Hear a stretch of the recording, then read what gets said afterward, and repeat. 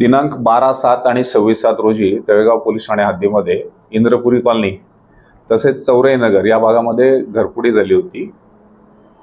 अनोळखी अज्ञात इसमांनी त्या ठिकाणी फिर्यादीचे 4 तोळ्याचे दागिने हे चोरून नेले होते।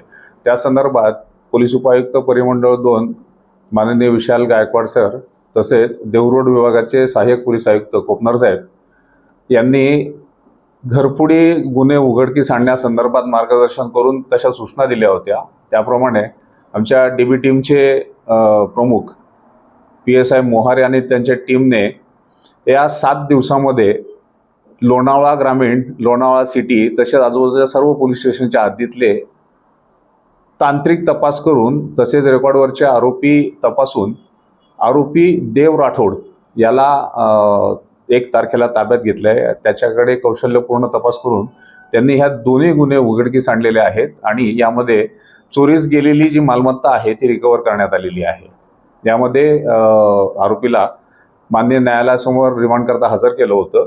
त्यात न्यायालयाने त्याला 5 दिवस पोलीस कोठडी दिली आहे। आरोपी आमच्या ताब्यात आहे।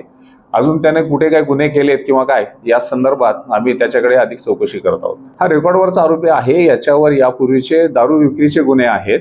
याला शिरगाव परंदवाडी पोलीस ठाण्याने तडीपार केला होता, परंतु हा त्याचा मार्ग त्याने बदललेला दिसतोय, कारण दारू विक्री आणि त्यानंतर त्याच्यावर केलेली तडीपारीची कारवाई यातनं कदाचित तो या मार्गाला आला असेल। करिता आम्ही आता त्याच्यावर पुढे अजून प्रतिबंधात्मक कारवाई करून त्याचं समुपदेशन करून तो या मार्गाला येणार नाही याबाबत कारवाई करत आहोत।